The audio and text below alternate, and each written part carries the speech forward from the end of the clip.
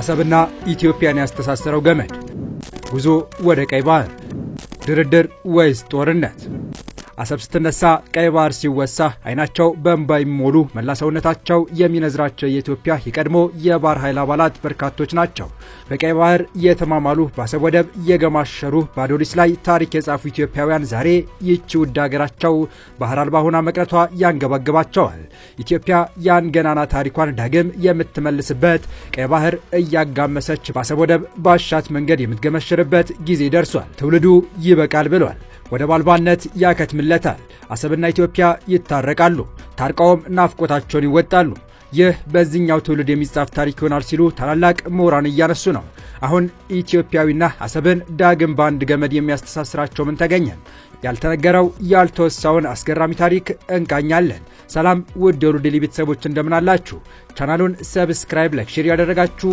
እስከ ጥንቅራችን ፍጻሜ አብራችሁን ቆዩ ታላቅ የኢንቨስትመንት እድል የህልሞ ቤት በቦሌ ደንበል ታዋቂው ቪስኮ ሪል ስቴት ያለቁ ዲፕሎማቲክ አፓርትመንቶችን በሚያስገርም ቅናሽ ይዞ መጥቷል ሰሚ ፊኒሽድና ሙሉ በሙሉ ያለቁ ፉል ፊኒሽድ አፓርትመንቶችን በአዲስ አበባ መሃል በቦሌ ደንበል የራሱ የሆኑ ዲጂታል ካርታ ያላቸው በጥራት የተሰሩና ሰፊ ክፍሎች ያሏቸው ቤቶች ሆኑ ለውስን ቀናት ብቻ የባል ቅናሽ አዘጋጅተናል የ153 እና 167 ካሬ ሜትር ቤቶችን በ4.5 ሚሊዮን ብር ቅናሽ 25% ቅድመ ክፍያ በመክፈል የቤት ባለቤት መሆን ይችላሉ ቀሪውን እስከ 2 ዓመት የኖሩበት ወይ ማከራይተው መክፈል ይችላሉ ቢኖሩበት በምቾት ቢያከራዩት ለዲፕሎማቶች በዶላር መልሰው ቢሸጡ ደግሞ ከፍተኛ ትርፍ ያገኛሉ አፓርትመንታችን ሰፊ ሎቢ የቆሻሻ ማስወገጃ ቦታ የደህንነት ካሜራዎች በቂ የመኪና ማቆሚያ እና የመሰብሰቢያ አዳራሽ ያለው ሰፊ ቴራስ ይዟል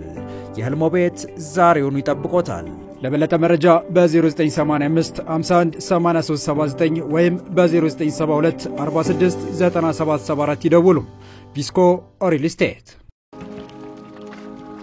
ኢትዮጵያ ያነሳችው የባህር በር ጥያቄ ትክክለኛና ወቅቱን የጠበቀ መሆኑን የታሪክ ምሁራን መግለጽ ጀምረዋል የወደብ ጥያቄ የቅንጦት የሚመስልበት ጊዜ አክተማል በዚህ ትውልድ አሰብን ግመል ይፈነጭበታል የሚል ወጣት ሽማግሌ አሊያም ሕፃን የለም አሰብ በኢትዮጵያ ታሪክ የደመቀች በኢትዮጵያውያን ባህርተኞች የማይፋቅ ታሪክ የተከተበባት ከትላንት እስከ ዛሬ ሲነገሩ የማይሰለቹ ታላላቅ ታሪኮች የተጻፉባት ድንቅ የወደብ ከተማ ናት ግመል ላጠጣት ቀይ ባህር ተጉዤ አንድ ገመድ አጣው ለመልሳት ሄጄ ሲል የሙዚቃው ንጉስ ቴዲ አፍሮ የቀይ ባህር ናፍቆቱን ገልጾልናል አሁን ቀይ ባህርና ኢትዮጵያን የሚያስተሳስር ገመድ የተገኘ ይመስላል ትውልዱ ተጋድሎን ጀምሯል አሰብ ቀይ ባህር የሚለው ድምጽ ጮክ ብሎ እየተሰማ ነው አሰብ በቀይ ባህር ጠርዝ ላይ ከሰፈሩ ቁጥራቸው በዛ ካሉት ትንንሽ ወደቦች ከነ መርሳ ኩባ መርሳ ተክላይ መርሳ ፋጡማና ከመሳሰሉት በመጠን ከፍ የምትልቱን እንጂ ከጥንታውያኑ ዙላና አዱሊስ ወደቦች ጋር ስትተያይ ብዙም የጀርባ ታሪክ አልነበራትም አፋሮች በአካባቢው መረባቸውን በመጣል አሴ ማስገር ስራ የጀመሩት ከብዙ 100 ዓመታት በፊት እንደነበረ ቢታወቅም በ1860ዎቹ መጀመሪያ ላይ የባህር በሩ ዳርቻ የነበሩት አሳስጋሪዎች በቁጥር ከመቶ ብዙም አይበልጡም ነበር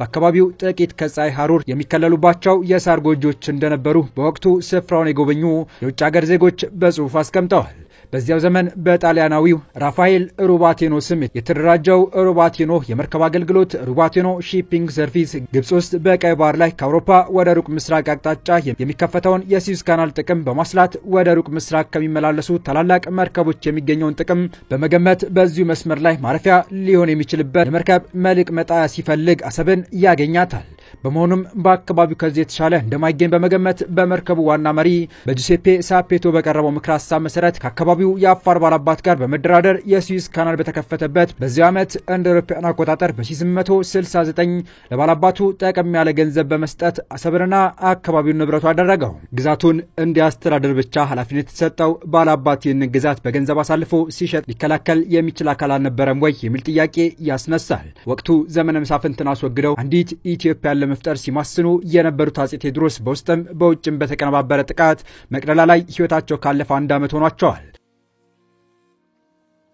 ሀገሪቱ በነበረው ውስጥ ችግር ምክንያት የኢትዮጵያ መንግስት ዳር ድንበር ላይ የተፈጸመ የነበረው ሁኔታ ካለማወቁም በላይ የአፋር ሱልጣኖችም የሽያጩን ታሪክ በቅጡ ያልተረዱት ሁኔታ ስለነበረ ይህንን ሽያጭ ሰምታ በግልጽ የተቃወመችው የእስማኤል ፓሻው ሀገር ግብጽ ብቻ ነበረች። የአሰብ ወደብ ግዢ ከተፈጸመ ከአንድ ዓመት በኋላ በ1870 ዓ.ም ሮምን ዋና ከተማ አድርጋ የተመሰረተችው ጣሊያን እንደ ፈረንሳይና እንግሊዝ የቅኝ ግዛት ፍለጋ አይኗን ስትከፍት መጀመሪያ ያየችው ዜጋዋ ራፋኤል ሩባቶኖ በመርከብ ኩባንያ አማካኝነት ከአፋሮች የገዛትን አሰብን ነበር። በመሆኑም ጣሊያን ለኩባንያው ከፍ ያለ ትርፍ የሚያስገኝላትን ገንዘብ በመክፈል እንደ አውሮፓውያን አቆጣጠር በ1882 ዓ.ም አሰብን የመጀመሪያ ቅኝ ግዛቷ ካደረገች በኋላ ይህ ማለት ኤርትራ የሚባል ምድር ሳይታወቅ በፊት ማለት ነው። ይህንን ስኬት ከፍ ለማድረግ በተጨማሪ ከእንግሊዝ ጋር ባደረገችው ስምምነት መሰረት ከ3 ዓመታት በኋላ እንደ አውሮፓውያን አቆጣጠር በ1885 በምጽዋ በኩል ጦሯን ሰብቃ ብቅ አለች። በወቅቱ በአፄ ዮሐንስ ስር የባህር ምድር ገዢ የነበሩት ራስ አሉላ እንግዳ ወይም አባ ነጋ እንደ አውሮፓውያን አቆጣጠር በ1887 የጣሊያን ሰራዊት ወደ ደጋማው ስፍራ ለመዝለቅ ሙከራ ሲያደርግ ዶጋሊ ላይ ጥቃት ሰንዝረው በቶምደ ክርስቶፈርስ የሚመራውን ወራሪ ጦር ይደመስሳሉ። ይህ ወታደራዊም ሆነ ፖለቲካዊ ውድቀት ለጣሊያን ብቻ ሳይሆን ለሌሎች የአውሮፓ ሀገሮችም ጭምር ሀፍረት በመሆኑ ይህች ባቄላ ካደረች በሚባለው ምሳሌ መሰረት የአፄ ዮሐንስን ኢትዮጵያ ለማፍረስ አውሮፓ ውስጥ በተጎነጎነው ሴራ በሱዳን በኩል ማህዲስቶች ጥቃት እንዲሰነዝሩ በማድረግ በቀይ ባህር በኩል ደግሞ ቀድሞ ፈራ ተባ ይል የነበረውን የጣሊያን ጦር ወደ ደጋማው ስፍራ እንዲገባ በማበረታታትና በመሃል ደግሞ የሸዋው ንጉስ ሚኒሊክ ንጉሰ ነገስቱን እንዳይተባበሯቸው ገለልተኛ በማድረግ በማዕከላዊ መንግስት ላይ ጥቃት እንዲከፈት ተደረገ። በዚህ የተነሳ ንጉሰ ነገስቱ አፄ ዮሐንስ ከሱዳን የማህዲስት ወራሪዎች ጋር ባደረጉት ጦርነት ድል አድርገው ሳለ በሽሽት ላይ በነበሩበት በማህዲስት ወታደሮች በጥይት ተመተው ህይወታቸው አለፈ። በመሆኑም ጣሊያኖች አጋጣሚ የፈጠረውን ክፍተት ተጠቅመው እስከ መረብ ወንዝ ድረስ የያዙትን መሬት እንደ አውሮፓውያን አቆጣጠር በጃንዋሪ 1890 በግሪክኛ የቀይ ባህር መጠሪያ የሆነውን ኤርትራ የሚለውን ስያሜ ሰጥተው ግዛቱን ከነ ባህሩ በቅኝ ግዛታቸው አደረጉት። በመቀጠልም ቀደም ሲል በገንዘብ ገዝተው በቁጥጥራቸው ስር ያዋላትን የአፋርን አሰብ ከአዲሱ የኤርትራ ግዛት ጋር በማቆራኘት የቅኝ ግዛታቸውን ከራስ ካሳር እስከ ራስ ዱሜራ አድርሰው የአሁኗን ኤርትራ መልክና ቅርጽ አስያዙ። ይህም ማለት ከሁለት የተለያዩ አካባቢዎች በግዥና በወራ የተያዙ ቦታዎችን አገናኝተው ኤርትራን መሰረቱ ማለት ነው። የጣሊያን ቀኝ ግዛት የሆነችው ኤርትራ ለ50 ዓመታት ያህል እስከ እንደ አውሮፓውያን አቆጣጠር 1940 ድረስ በጣሊያን ስር ከቆየች በኋላ ጣሊያን በሁለተኛው የዓለም ጦርነት ስትሸነፍ አሸናፊው እንግሊዝ ግዛቱን ከጣሊያን ሙሉ በሙሉ በመረከብ ለ10 ዓመታት ያህል ስታስተዳድር ቆየች። በመቀጠልም በቀዳማዊ ኃይለ ሥላሴ መንግስት ዲፕሎማሲያዊ ጥረት ኤርትራ ከኢትዮጵያ ጋር በፌዴሬሽን በመቀናጀት ለተጨማሪ 10 ዓመታት ያህል ከቆየች በኋላ በመንግስት ተጨማሪ ስራና በኤርትራ ምክር ቤት ውሳኔ መሰረት ፌዴሬሽኑ ፈርሶ በጠቅላይ ግዛትነት ደረጃ ኤርትራ ከኢትዮጵያ ጋር እንድትዋሃድ ተደረገ። በ1950ዎቹ ውስጥ ከሶቪየት ህብረት በተገኘው የገንዘብ ድጋፍ የአሰብ ነዳጅ ማጣሪያ ሲገነባ በዚያውም ወደቡ በአዲስ መልክ ተሰርቶ የወጪና የገቢ ንግድ ስራውን ለማቀላጠፍ በሚያስችል ደረጃ ላይ ደረሰ። በመቀጠልም የአሰብ ወደብ አገልግሎት ለሀገሪቱ ኢኮኖሚ ቀልጠፍ ያለ አገልግሎት እንዲሰጥ ለማድረግ አዲስ መዋቅር ተሰራ። በዚህም መዋቅር መሰረት በኤርትራ ጠቅላይ ግዛት ስር የነበረችው አሰብ ለአስተዳደር ስራና የህዝብ መስመር እንዲያመች በማሰብ ከማዕከላዊ መንግስት ጋር ቀጥተኛ ግንኙነት እንዲኖራት በማዋቀር ገዢዎቿም በቀጥታ በንጉሰ ነገስቱ እንዲሾሙ ተወሰነ። የውሳኔ የአሰብን አስተዳደር ከአስመራ ይዞታ በማውጣት በማዕከላዊ መንግስት ስር እንድትሆን አደረጋት። የንጉሰ ነገስቱ መንግስት የተካው የደርግ መንግስትም የአሰብን አዲስ መዋቅር በመቀበል አስተዳደሮቹንም ከማዕከላዊ መንግስት በመመደብ የወደቡም ሆነ የነዳጅ ማጣሪያው ስራ እንዲቀጥል አደረገ። በስተመጨረሻም የፕሬዝዳንት መንግስቱ አስተዳደር አዲስ የግዛት አከላለል አዋጅ በማውጣት አሰብ በራስ ገዝ አስተዳደር ስር ሆና ግዛቲቱ ራሷን የምታስተዳድርበትን መንገድ በተለየ ያሰፋፈር ወሰን በማካለል በአዋጅ አጸደቀ። ኢህአዴግ ወደ መንግስት ስልጣን ሲመጣ ቀደም ሲል በአመቻቸው መንገድ ኤርትራ ነጻነቷን በማወጅ የራሷን መንግስት እንድታደራጅ በመርዳትና እውቅና በመስጠት በፊተኞቹ ሁለት መንግስታት ዘመን ከኤርትራ ተለይታ በራሷ አስተዳደር ስር የተዋቀረችውን አሰብ ከኢትዮጵያ ከተለየችው ኤርትራ ጋር ያለምንም መምሪያም ሆነ አዋጅ አንድ አካል በማድረግ ከኢትዮጵያ ግዛት ውጭ እንድትሆን አደረገ። አሁን አሰብን ለማግኘት የሚያስችሉንን አማራጮች እንመልከት። የመጀመሪያው አማራጭ ኢትዮጵያ የባህር በር የማግኘት መብቷን በሙሉ ወታደራዊ ኃይል ተጠቅማ ማስፈጸም ነው። በእርግጥ በዚህ ባለንበት ዘመን የሌላውን ሀገር መሬት በኃይል የወሰዱ ወስደውም ያልመለሱና ባደረጉትም ተግባር በሕግ ያልተጠየቁ ሀገሮች አሉ። አሜሪካ እንደ አውሮፓውያን አቆጣጠር በ1945 የጦር ሰፈር ካደረገቻት የጃፓኗ ኦኪናዋ ግዛት ምድርና ሰማይ ቢገናኝ ጦሯን አታወጣም። ጓንታናሞን ደግሞ ለባለቤቷ ለኩባ አትመልስም። ሩሲያ አፍጋዚያንና ሳውዝ ኦቴሽያን ከጆርጂያ አሁን ደግሞ እነ ዶንባስ ከዩክሬን ወስዳለች። መቼም አትመለስም። እንግሊዝ የአርጀንቲናን ፎክላንድ ደሴት በኃይል ከወሰደች ብዙ ዓመታት ተቆጥረዋል። እስራኤልም የፍልስጤምን መሬት ቀስ በቀስ ቀናንሳ በራሷ አስተዳደር ስር ካዋለች የአንድ ጎልማሳ ሰው ዕድሜ ያስቆጥራለች። ይህ ሁሉ የሚደረገው ሕግ ባለበት ዓለም ነው። ይሁን እንጂ በየዓመቱ የበጀት ድጎማና የተለያዩ ኢኮኖሚያዊ ድጋፍ ጥያቄ ለምታቀርበው ሀገር ኢትዮጵያ በጉልበት ወደብ ለመንጠቅ ወታደራዊም ሆነ ኢኮኖሚያዊ አቅሟ አይፈቅድላትም። ብታደርገውም በማዕቀብ ያስመልሷታል። ዋነኞቹ የዓለማችን ሀያላን ሌሎች ትንንሽ ሀያሎች የእነሱን መሰል ስራ እንዲሰሩ አይፈቅዱም።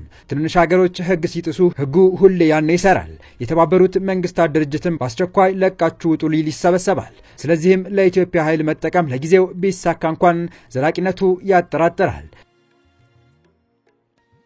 ይህ እጅግ ሰላማዊ የሆነ አማራጭ ከኤርትራ ጋር በመነጋገር የዊንዊን የሰጥቶ መቀበል ስርዓትን በመከተል እነሱም ተጠቅመው ሌላውን እንዲጠቀሙ በረጅም ጊዜ ክራይ ወይም ተመጣጣኝ ዋጋ ባላቸው ነገሮች ልውውጥ በማድረግ ማከናወን ይቻላል።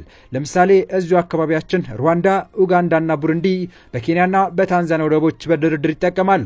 በላቲን አሜሪካ ደግሞ ፓራጓይ፣ አርጀንቲናና ኡራጓይን በመደራደር ስትጠቀም፣ በአውሮፓ ኦስትሪያ፣ በጣሊያን ወደብ ስዊዘርላንድ፣ በጀርመን ወደብ ሃንጋሪ፣ በሩማንያ ወደብ በሰጥቶ መቀበል ይጠቀማሉ። ይህ መንገድ ሁለቱንም ጎረቤት ሀገራሞች ከሞላ ጎደል የሚጠቅምና በኩልነት የሚያይ የድርድርም ሆነ የስምምነት መንፈስ ያዘለ ሰላማዊና ህጋዊ እንዲሁም እጅግ ዘላቂነት ያለው መንገድ ነው። ሶስተኛው አማራጭ በህግ ላይ ተንተርሶ በመከራከር በዓለም አቀፍ አደባባይ አሸንፎ ወደቡን መረከብ ነው። ይህ አማራጭ ሁለት ስልቶች አሉት። የአሰብ ግዛት ከ150 ዓመታት በፊት ያላግባብ በሽያጭ የተወሰደ መሆኑን በማንሳት ሻጩ በተለይ እንዲያስተዳድር የተሰጠውን ግዛት በሌላው ስልጣኑ አሳልፎ ለማይገባው ድርጅት በመሸጡ ዓለም አቀፍ ክስ ተመስርቶ ከመጀመሪያው ገዢ ላይ ያልተገባ ግዢ የፈጸመው የጣሊያን መንግስት ወደቡ ለባለቤቶቹ እንዲመለስ በኤርትራ ላይ ፖለቲካዊም ሆነ ኢኮኖሚያዊ ተጽዕኖ እንዲያደርግ ጫና ማሳደር።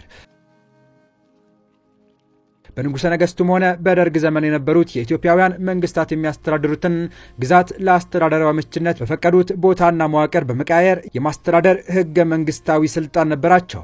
የኢህአዴግ የሽግግር መንግስት እነሱ በነበራቸው ስልጣን ያደራጁትን የአስተዳደር መዋቅር በመሰረዝ በህዝብ የተመረጠ መንግስት እንዲያቋቁም ብቻ የተሰጠውን የሽግግር ወንበር ባልተገባ መንገድ በመጠቀም ህገ መንግስታዊ ባልሆነ መንገድ ከኤርትራ ኃይሎች ጋር የነበረውን ወታደራዊ ጥምረት በማስቀደም የሀገሪቱን ግዛት አሳልፎ ለማይገባው አካል ሰጥቷል።